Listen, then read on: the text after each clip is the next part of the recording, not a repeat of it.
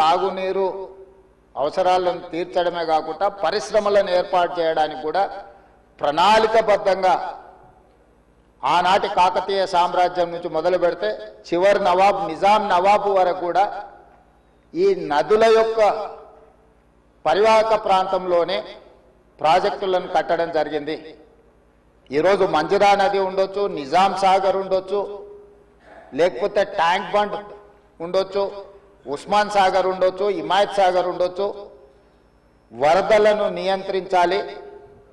1908లో ఈ నగరం మీద వరద తుఫాను ఉప్పెనై వేలాది మందిని బలిగొన్నప్పుడు నిజాం సర్కార్, నిజాం ప్రభు మనసు చెల్లించి ఈ సమస్యకు శాశ్వత పరిష్కారం చూపించాలి అని చెప్పి ప్రపంచ స్థాయిలో ఆ రోజుల్లోనే టెండర్లు పిలిచి సాంకేతిక నిపుణులను నియమించి మోక్షగుండం విశ్వేశ్వరయ్య ద్వారా శాశ్వతంగా ఈ నగరానికి వరద ముప్పు నుంచి రక్షించడమే కాకుండా తాగునీటి సమస్యను పరిష్కరించడానికి 1908లో నిజాం సర్కార్ ఈ కార్యక్రమాన్ని, ఈ ప్రాజెక్టును చేపట్టడం జరిగింది.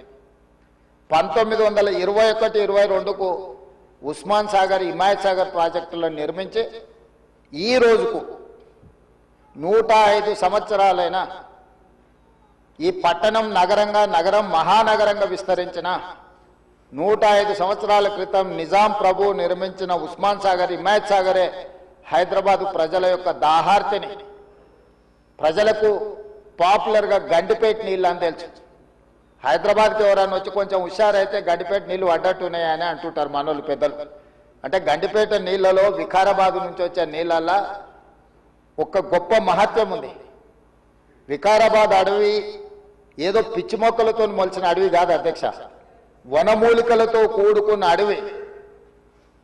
వఖారాబాద్ కా హవా లాఖోం కా దవా, అంతేనా అధ్యక్ష?